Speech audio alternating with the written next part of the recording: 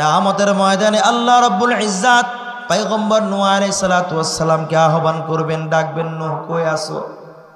আল্লাহর পয়গম্বর নূহ আলাইহিস সালাম 950 বছর পর্যন্ত দ্বীনের দাওয়াত দিয়েছেন, দ্বীনের খেদমত করেছেন।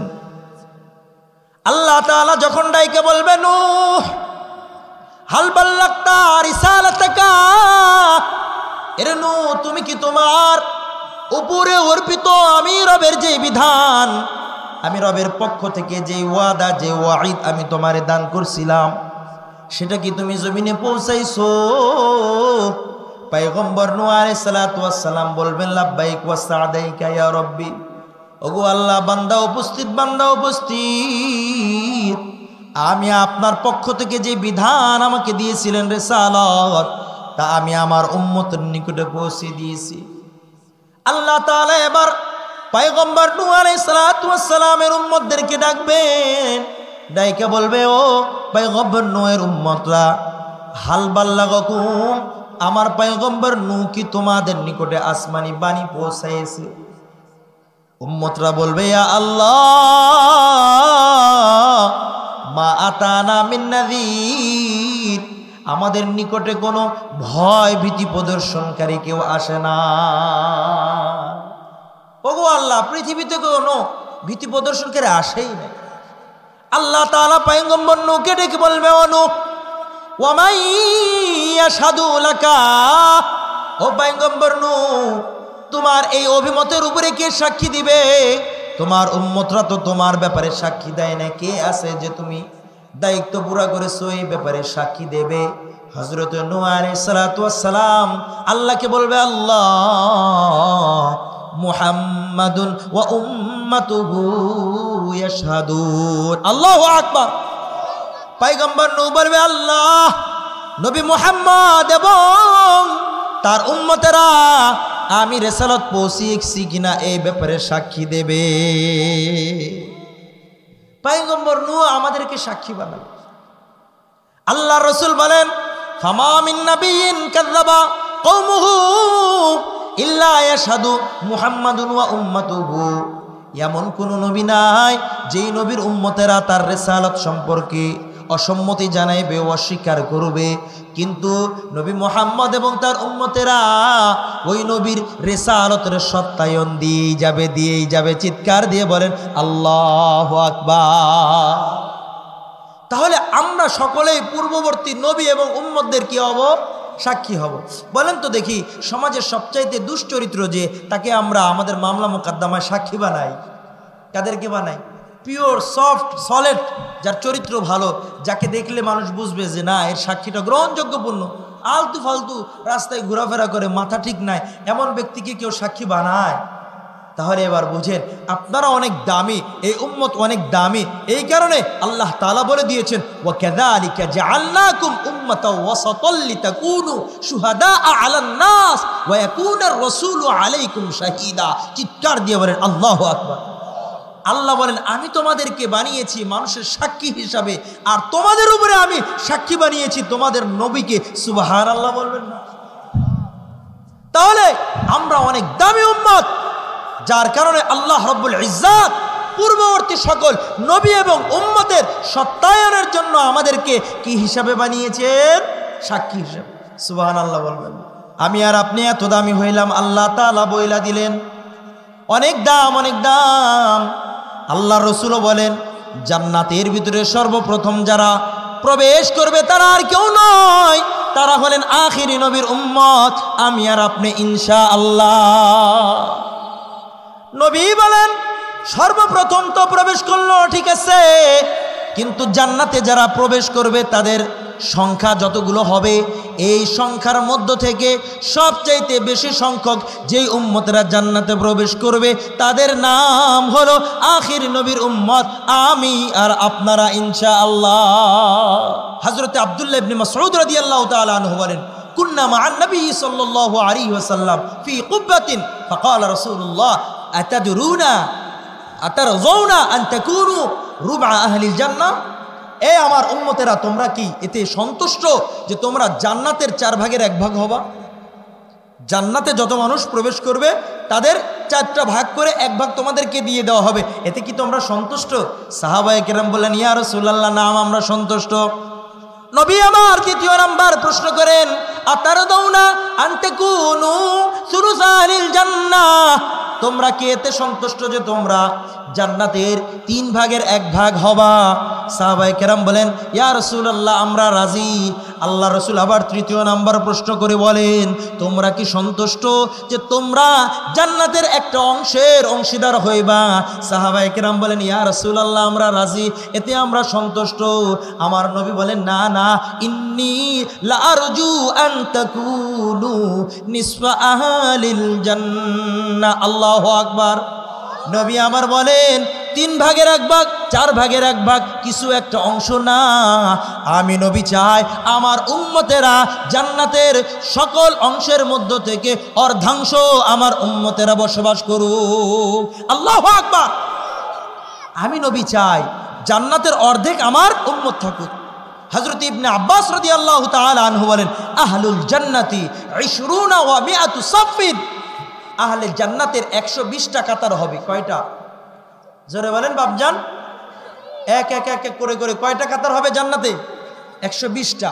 নবী আমার বলেন, 80 মিনহা মিন হাযিহিল উম্মাহ। চিৎকার দিয়ে বলেন আল্লাহু আকবার। আল্লাহ রাসূল বলেন, 120টি দলের মধ্য থেকে 80টা দল হবে আমার নবীর উম্মতের উম্মত। আপনারা রাজি না মনে হয়? 120-এর ভিতরে 80 কারা? আপনারা, আমরা। আর নবী বলেন, ওয়া মিন সাইরিল উমাম, আর 40টা যেই দল থাকবে বা কাতার থাকবে, এই 40 কাতার হবে পূর্ববর্তী যত উম্মত এসছে, যত নবীর উম্মত এসছে তারা। সুবহানাল্লাহ বলবেন না? তাহলে দাম কাদের? খুশি না আপনারা? দাম কাদের? সবাই বলেন কাদের? আমাদের। সেরা কারা? আমরাই। সেরা কারা? আমরা। এবার প্রশ্ন আসে না যে আসলাম পরে হায়াত কম, গঠন কম, শক্তিও কম, এরপরে সেরা কেন আমরা? এই প্রশ্ন আসে কিনা বাবারা? সেরার প্রশ্নর রহস্যর উদ্ঘাটনটা করে আলোচনা শেষ করে দিই। কি বলেন? আলোচনা চলবে? হ্যাঁ, আলোচনা চলবে। তাহলে আমরা এতক্ষণ আলোচনা করলাম যে সবচাইতে শ্রেষ্ঠ উম্মত কারা? একটু জোরে বলেন না, কারা? এতটুকু বুঝে আসছে? জান্নাতে প্রবেশ করবে সর্বপ্রথম কারা? জান্নাতের অংশ সবচাইতে বেশি হবে কোন উম্মতের? সকল নবীদের সাক্ষী হিসাবে কোন উম্মতকে বানিয়েছেন? আল্লাহ আমাদেরকে। এই 3টে থাকুক দলিল, সময় কম। আমি আর আপনি কেন এত দামি? কোরআন এবং হাদিস থেকে আমরা উলামায়ে কেরামের জবান থেকে এ কথা স্পষ্ট হয় যে কেননা মুসলমানদের নিকটে একটা দামি হীরার টুকরা রয়েছে। ওই হীরার টুকরার মালিক যেহেতু আখেরি নবীর উম্মত, এই কারণে তাদের এত দাম। একটু আল্লাহু আকবার বলেন না? পূর্ববর্তী যত নবীরা এসেছেন তাদেরকেও আল্লাহ তাআলা আসমানি কিতাব দিয়েছেন কি দিয়েছেন না? 104টি বড় সড় আসমানি কিতাব যেটা রয়েছে ছোট বড় মিলিয়ে, এ সব কিছু দিয়েছেন কে? কিন্তু মুসলমান, নবী চলে গেছেন, নবীর কিতাব চলে গেছে, নবী চলে গেছেন, নবীর কিতাবের আমলও চলে গেছে। কিন্তু মুসলমান, আমার নবী দুনিয়া থেকে ইন্তেকাল করেছেন, স্থানান্তর করেছেন, কিন্তু আমার নবীর উপরে অর্পিত আল্লাহ তাআলার আসমানি কিতাব এখনো আছে, অতীতেও ছিল, ভবিষ্যতেও থাকবে কি থাকবে না? এই দামি যে হীরা টুকরা আছে, এর কারণেই দাম। আল্লাহু আকবার বলবেন না? কষ্ট পাইতেছেন? আল্লাহ বলেন, আমি আল্লাহর কাছে দামি ওই ব্যক্তি যার ভিতরে কোরআন যত বেশি, সে বান্দা আমার তত বেশি দামি। সুবহানাল্লাহ। কে বলেন? আল্লাহ তাআলা বলেন। হাদিসে কুদসির ভিতরে আল্লাহ বলেন, যাকে আমি ইলম দিয়েছি, যাকে আমি কোরআনের জ্ঞান দিয়েছি, তাকে আমি জাহান্নামে নিক্ষেপ করব না। সুবহানাল্লাহ বলবেন না? তার ভিতরে আমি ইলম দিয়েছি এই কারণে যে তাকে আমি জাহান্নামে দেব না। তাহলে কিসের বিনিময়ে আল্লাহ এই ঘোষণা দিয়েছেন? কোরআনের বিনিময়ে। সুবহানাল্লাহ বলেন না? হাদিসে কুদসির ভিতরে আল্লাহ তাআলা বলেন, মান শাগালাহুল কুরআন আন যিকরি ওয়া মাসআলাতি আ'তাইতুহু আফদালা মা উ'তিয়া সাইলিন। আল্লাহ তাআলা বলেন, আমার যে বান্দা বান্দিকে কোরআনের মাসগালা, কোরআন শিখার ব্যস্ততা, জিকির থেকে, নফল নামাজ থেকে, নফল রোজা থেকে, নফল ইবাদত থেকে, রাত্রিবেলা তাহাজ্জুদ পড়া থেকে, আল্লাহর কাছে প্রার্থনা করা থেকে বিরত রাখবে। আমি আল্লাহ কোরআনের ব্যস্ততার কারণে তাকে এমন এমন দিব, নফল নামাজ পড়নেওয়ালার চেয়ে বেশি দেব, নফল জিকির করনেওয়ালার চেয়ে বেশি দেব, নফল রোজা রাখনেওয়ালার চেয়ে বেশি দেব, দোয়া রবের কাছে করনেওয়ালার চেয়ে আমি আল্লাহ ওই বান্দাকে বেশি দেব। কারণ এই বান্দা যে আমার কাছে দামি, কোটি কোটি গুণ দাম বেড়ে গিয়েছে এই কোরআনের সংস্পর্শের কারণে। সুবহানাল্লাহ বলবেন না? হযরত উমর যাইতেছেন নবীজির কল্যাণ আনবে, নবীজির কল্যাণ আনবে, কিন্তু ওই উমর কোরআনের সংস্পর্শে এসে নিজের কল্যাণটাকে আমার নবীর কদম মোবারকে দিয়ে দিয়েছে। আল্লাহু আকবার। নবীর জন্য ফেদা, নবীর জন্য মার খাচ্ছে, নবীর জন্য সব কিছু। যে নবীর মাথা আনার জন্য গিয়েছিল, ওই নবীর কাছে যে মাথা দিয়ে আসলো কার বদৌলতে? কোরআনের বদৌলতে। সুবহানাল্লাহ। আর সেই উমরের দাম রবের কাছে কেমন হয়েছে জানেন? নবী একটা সিদ্ধান্ত দিয়েছেন, কিন্তু আমার আল্লাহ বলেন, নবী আমার চাহিদা ছিল, আমার চাহত ছিল, উমর যেটা বলেছে সেটা। সুবহানাল্লাহ বলেন। এই উমরকে আমার রব একবার আর দুইবার নয়, একাধিকবার জিবরিলে আমিনের মাধ্যমে সরাসরি সালাম পেশ করেছে। এই উমরের মাংস অনুযায়ী কোরআনে হাকিমে 10টি আয়াত আল্লাহ অবতীর্ণ করেছে। আল্লাহু আকবার বলবেন না? বলেন তো, উমরের দাম বাড়ছে টাকার মাধ্যমে, রাজনীতির মাধ্যমে, দুর্নীতির মাধ্যমে, অর্থ কেলেঙ্কারির মাধ্যমে, ব্যাংক ডাকাতির মাধ্যমে, নারীবাজির মাধ্যমে? না না না না, কোরআনে হাকিমের সংস্পর্শে আসার কারণে আল্লাহ এতটা দাম দিয়েছেন, এতটা দাম দিয়েছেন। নবীও তারে মহাব্বত কইরা বলেন, আমার পরে যদি কোনো নবী নবুয়ত পাইতো, কোনো কাউকে নবুয়ত দেওয়া হইতো, ওমর সবচাইতে যোগ্য এবং গ্রহণযোগ্য ছিল। আল্লাহু আকবার। তাহলে কোরআনের সংস্পর্শে যে আসবে, কোরআনকে যে যত মহাব্বত করবে, রব তাকে কি করবেন? তত বেশি মহাব্বত করবে। হুজুর আল্লাহর মহাব্বত পাইলাম, নবীকেও তো আমরা ভালোবাসি, নবী কি মহাব্বত করবে? আমার নবী তো বলেন, তোমাদের মধ্যে শ্রেষ্ঠ তারা যাদের সিনায় কোরআন আছে। আল্লাহু আকবার বলেন না? কিন্তু আমি আর আপনি ওই সিনায় যাদের কোরআন তাদেরকে মূল্যায়ন করি না। যেমন মূল্যায়ন করার তেমনটা করি না, বরং কাদেরকে করি? কোটওয়ালা, ট্রাইওয়ালা, যারা জীবনে কালিমাটাও ভালোভাবে পারে না, এদের পিছনে আমি আর আপনি সবসময় ন্যাঞ্জা লড়াইতে থাকি। ঠিক না বেঠি? এদের তোষামত করার জন্য নিজের বউরেও অনেক সময় তালাক দিয়ে দিই, আছে না? মুহতারাম হাজিরিন, কোরআনওয়ালাকে যদি মহাব্বত করা যায়, আল্লাহ তাআলা খুশি হবেন। আর আল্লাহ যদি খুশি হয়ে যান, দুনিয়ার বিপদ থেকেও আল্লাহ বাঁচাবেন, আখিরাতের বিপদ থেকেও বাঁচাবেন। সুবহানাল্লাহ বলবেন না? নবীর একটা হাদিস বলে যায়, আল্লাহ রসুল সাল্লাল্লাহু আলাইহি ওয়াসাল্লাম একটা জামাত, একটা গোত্রে পাঠাবেন। সকল সাহাবাদেরকে ডেকে বলছেন, সাহাবারা, তোমাদের মধ্যে তো একজন নেতা বানানোর দরকার, লিডার বানানোর দরকার। আল্লাহ রসুল বলেন, তোমাদের মধ্যে থেকে যে যতটুকু কোরআন তেলাওয়াত পারো, তেলাওয়াত শুরু করে দাও, ওই তেলাওয়াতের অনুযায়ী, কোরআন অনুযায়ী আমি নেতা বানাবো। আল্লাহু আকবার বলেন।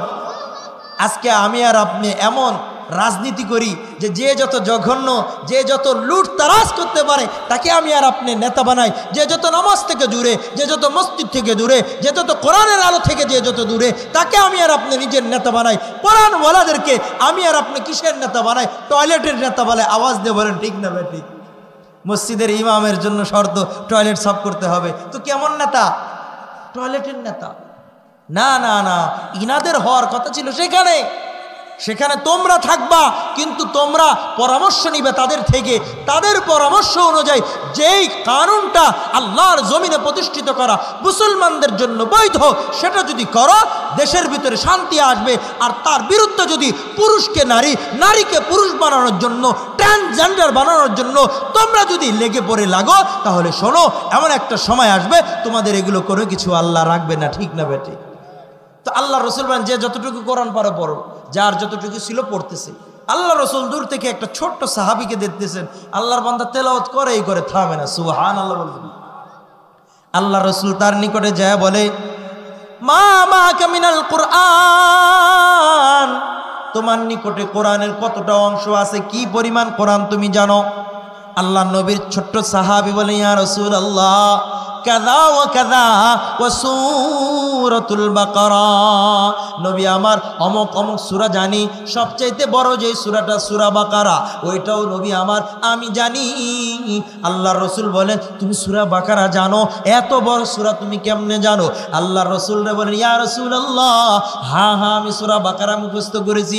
নবী আমার সকলকে ডেকে বলেন ঘোষণা ঘোষণা, এই বান্দাই তোমাদের দলপতি হবে। তাহলে নবীর নিকটে ওই ছোট্ট সাহাবী, যদিও অনেক বয়স্ক সাহাবী ছিলেন, কিন্তু কোরআন যেহেতু এর সিনার ভিতরে বেশি, আমার নবী তাকে দলপতি বানিয়ে দিয়েছেন। সুবহানাল্লাহ বলবেন। তাহলে নবীর নিকটে কোরআনওয়ালার দাম আছে না নাই? বলে হুজুর বুঝলাম আল্লাহর নিকটে দাম আছে, নবীর নিকটে দাম আছে, আর একটা মাখলুক রয়েছে যাদেরকে ফেরেশতা জানি, আল্লাহ তাআলার সেনা দল জানি। ফেরেশতারা কার সেনা দল? আল্লাহর সেনা দল। ওয়ামা ইয়ালামু জুনুদা রাব্বিকা ইল্লাহু, আল্লাহ তাআলার সেনা সৈন্য দলের কি সংখ্যা পৃথিবীর কেউ জানে না, জানেন যিনি তিনি কে। সেনা সৈন্য দল ফেরেশতারা। হুজুর ফেরেশতারাও কি ভালোবাসে? জানার দরকার আছে না নাই? মুহতারাম হাজিরিন, ফেরেশতারা কেমন ভালোবাসে এটা বলে আলোচনা শেষ করে দিই, কারণ আপনারা নারাজ হইতেছেন, ঠিক না? নারাজ হইতেছেন, চলবে আলোচনা। হ্যাঁ ফেরেশতারা। আল্লাহ রাসূল সাল্লাল্লাহু আলাইহি ওয়াসাল্লামের নিকটে জিবরিল আমিন আসছে, এসে বলতেছে ইয়া রাসূলুল্লাহ, মুআবিয়া ইবনে মুআবিয়া ইন্তেকাল করেছে, তো বলে আল্লাহর পক্ষ থেকে আপনাকে আদেশ করা হয়েছে আপনি যেন ওই মুআবিয়ার জানাজার নামাজের ইমামতি করেন। নবী আমার বলেন জিবরিল কি কও এগুলো? আবার মুআবিয়া রয়েছে 60 থেকে 70 কিলোমিটার দূরে, আমি মুহাম্মদ তার থেকে এতটা দূরে, আমি কেমনে এবার তার জানাজা পড়াবো? আল্লাহ রাসূলকে জিবরিল আমিন বলে ইয়া রাসূলুল্লাহ, ফয়সালা যিনি দিয়েছেন ব্যবস্থাও করবেন তিনি, ঠিক না বেটে? জিবরিল আমিন আর দেরি করে নাই, তার নূরের পট্টা দিয়ে যখন আঘাত করেছে 70 কিলোমিটারের যতগুলো আবরণ ছিল, পর্দা ছিল, সবগুলো দূর হয়ে মুআবিয়ার লাশটা আল্লাহর রাসূলের একদম কাছাকাছি সামনে চলে এসেছে। ওই যে শুরুতে বলছিলাম না, যত টেকনোলজি রয়েছে এর মূলে ইসলাম আর মুসলমান। সুবহানাল্লাহ বলেন।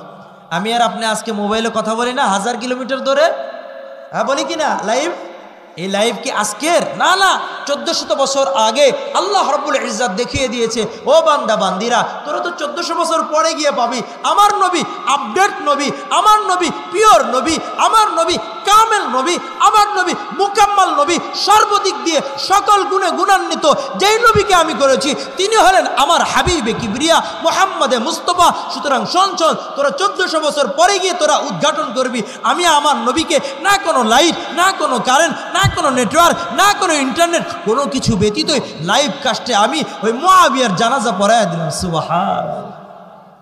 শুধু এখানেই শেষ নয়, আমার নবী একবার খুতবা পাঠ করতেছেন, খুতবা পাঠ করতে করতে বলতেছেন ওয়া জাবালা, ওয়া জাবালা, হাই হাই পাহাড় পাহাড়।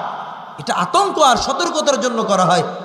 খুতবার পরে সাহাবায়ে কেরাম মজমাতে জিজ্ঞাসা করেছেন ইয়া রাসূলুল্লাহ, আপনি বললেন ওয়া জাবালা, আপনি তো এখানে আছেন, এখানে তো পাহাড়ের কিছু না, খুতবার যে আলোচনা ওইটার সঙ্গে তো এটার মিল নাই।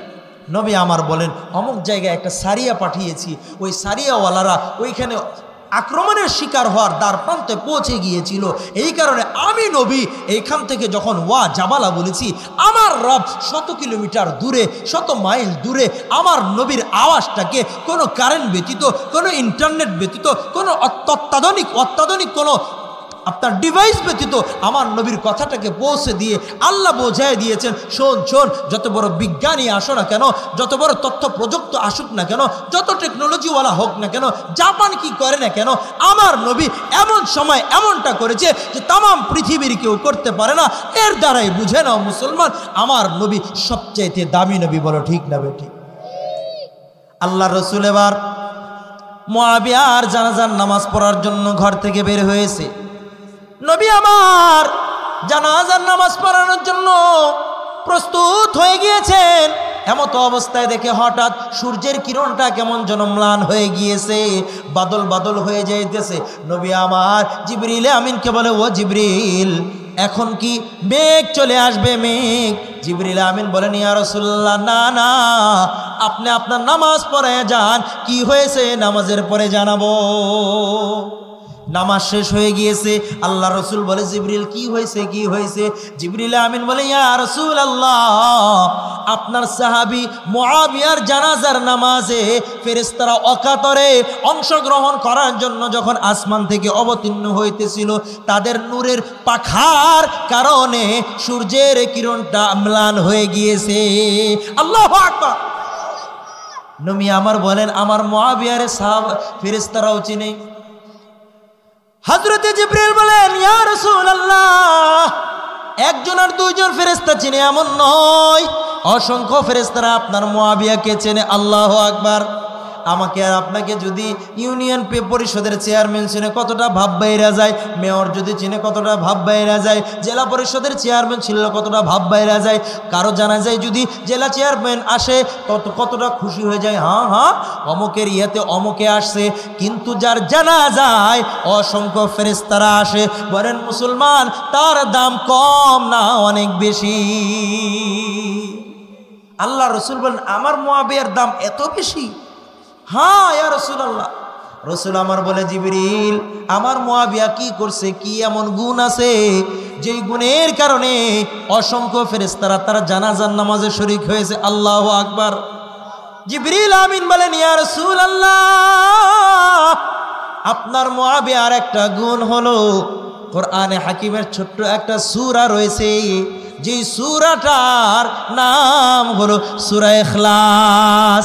এই সূরা ইখলাসটা আপনার মুআবিয়া দিনে রাতে সর্ব অবস্থায় এতটা তেলাওয়াত করত, আল্লাহ তাআলা কোরআনে হাকিমের ছোট্ট এই সূরার মহব্বতে ওই ফেরেশতাদের অন্তরেও মহব্বত ঢেলে দিয়েছেন, যার কারণে ফেরেশতারা আপনার মুআবিয়াকে ভালোবাসেন।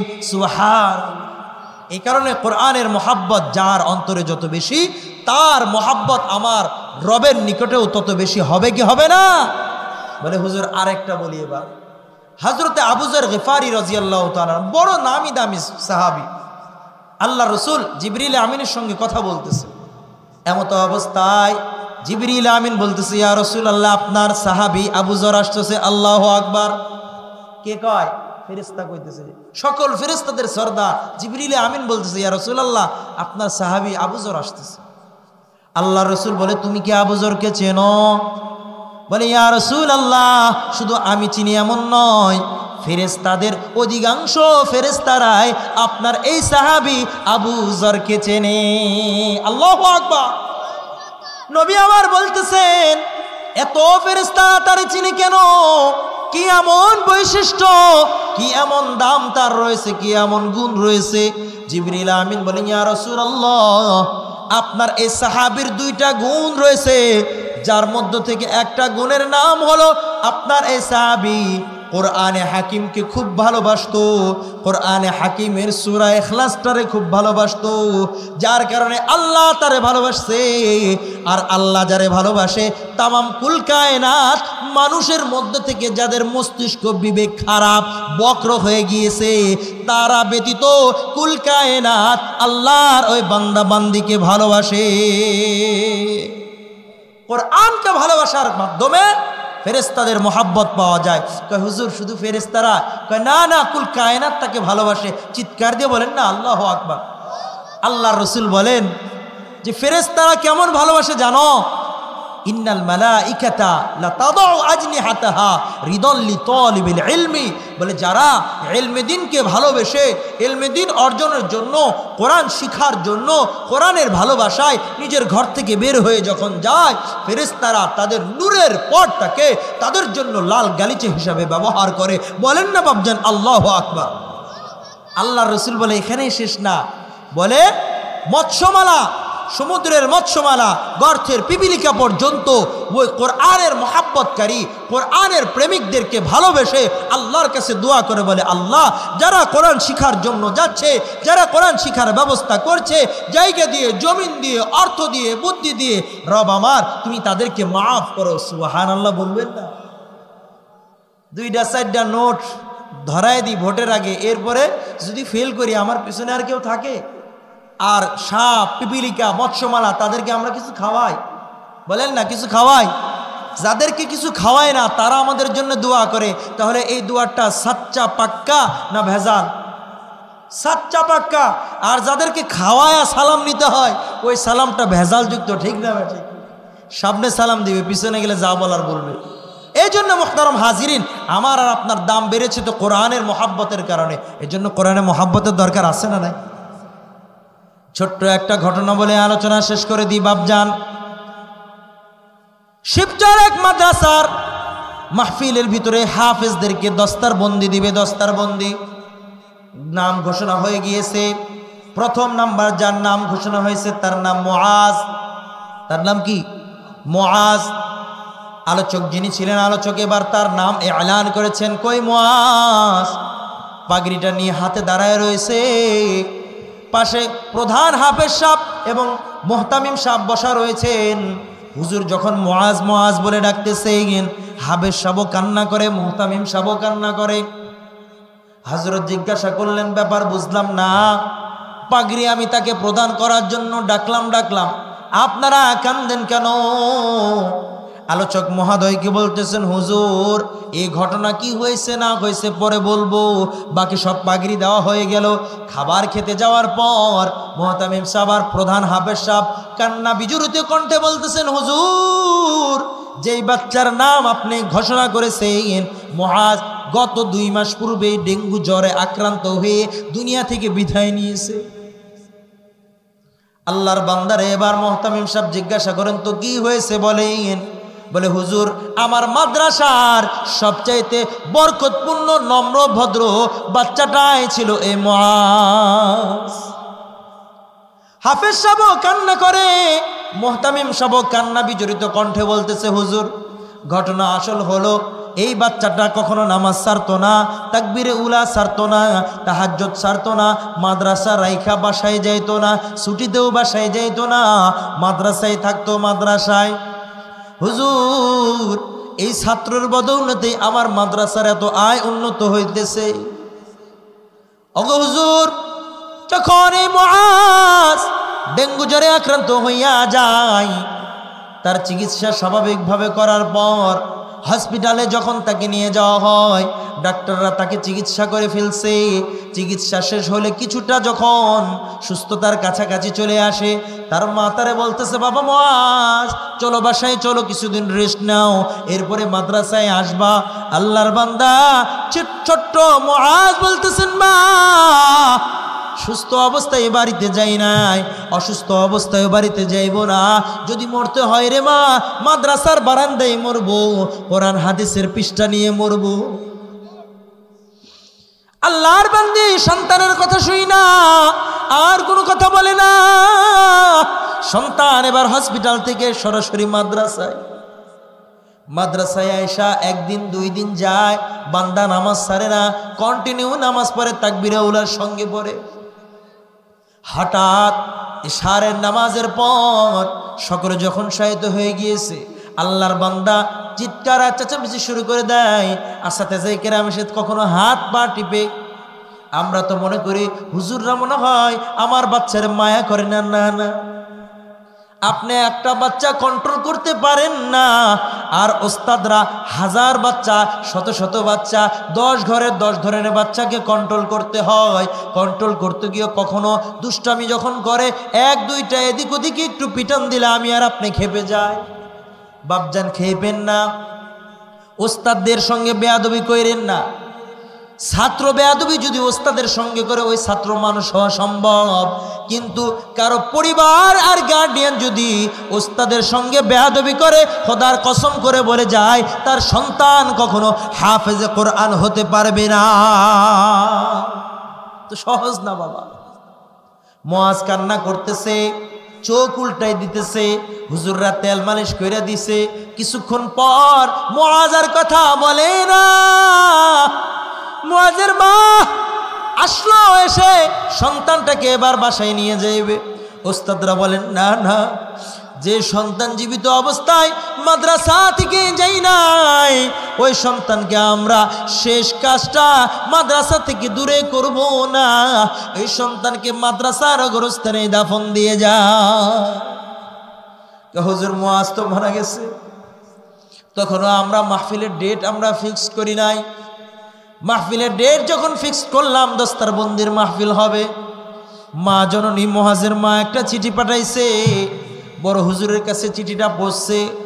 বড় হুজুর এবার হুজুরকে শোনায় বলতেছে, হুজুর কয়েকটা কথার সর্বপ্রথম কথা যেটা লিখছে, বলতেছে হুজুর আপনি জানেন কি আমার স্বামী মুআজকে 1-1.5 বছরের রাইখা তার একটা বোন রাইখা দুনিয়া থেকে বিদায় হয়েছে। হুজুর আগে হুজুর আমি বাজারে কাজ করতাম, বাজারে কাজ কইরা কইরা আমি আমার মুআজ এবং তার বোনের পড়াশোনা চালাইতাম। হুজুর গো আমার মুআজ আজকে চলে গেছে, আমার স্বামীও নাই, আমার মুআজও নাই। তবে হুজুর যেহেতু আমার সন্তান আপনার মাদ্রাসা থেকে হাফেজে কোরআন হয়েছিল, সে যদি জীবিত থাকতো অবশ্যই তাকে আজকে দস্তারবন্দি দিতেন। আমি মায়ের চোখটা শীতল হয়ে যাইতো হুজুর। এই জন্য হুজুর আপনার কাছে আমার আবদার, আমার মুআজ যেমনি ভাবে এখানে থাকলে আপনি তারে পাগড়ি পরাইতেন, আমার চোখটা শীতল হইতো। তার পাগড়ির ঘোষণাটা আপনি দিবেন, এতে আমি ভাববো আমার মুআজ স্টেজে গেছে। হুজুর কান্নে আর হুজুরে বলে, হুজুর মা জননীর ফরিয়াদ এখানে শেষ নয়, মা জননীর সর্বশেষ লিখতেছেন, যেহেতু আমার দুনিয়ায় আমার চোখের নয়ন কলিজার ধন আমার মুআজ নাই, আর আমার মাথার বটবৃক্ষ আমার স্বামীও নাই। হুজুর জানি না আর কতদিন বাঁচবো, আমি জানি না। ঘরে আসলে স্বামীর কথা মনে পইরা যায়, ঘরে আসলে কলিজার টুকরা কলিজার সিরা ধন মুআজের চেহারাটা ভাইসা উঠে। হুজুর আমি আর কন্ট্রোল করতে পারি না, সারাদিন মানুষের জায়গায় কাজ কইরা আইসা রাত্রিবেলা মুআজরে দেখি, মুআজের বাবারে দেখি, জানি না কখন মারা যায়। এই কারণে হুজুর পাগড়িটা ঘোষণা দিয়া ওই পাগড়িটা আমার বাসায় পৌঁছাইয়া দিবেন। জানি না কখন আমার প্রাণ বায়ুটা চইলা যাইবে, আমি এলাকাবাসীকে ওসিয়ত কইরা যাইব, আমার মুআজের পাগড়িটা আমার কাফনের কাপড় কিনবা না, আমার কাফনের কাপড়ের দরকার নাই। আমার মুআজের পাগড়িটা যেটা আমার মুআজের মাথায় লাগতো, যেহেতু আমি দুনিয়াতে দেখতে পারি নাই, ওই কাফনের কাপড়টা আমার মুআজের পাগড়ি দিয়ে বানাইয়া দিব। আমিন মুসলমান, একজন মায়ের অন্তরে কোরআনের কতটা প্রেম, কতটা ভালোবাসা। সন্তানকে কোরআনের হাফেজ বানাইবে, সন্তানের পাগড়িটা নিজের কাফনের জন্য ওসিয়ত কইরে গেছে। ও মুসলমান, তোমাদের এই মাদ্রাসাতে অনেক এতিম রয়েছে, অসহায় রয়েছে, কারো বাবা নাই, কারো অর্থনৈতিক অবস্থা ভালো না।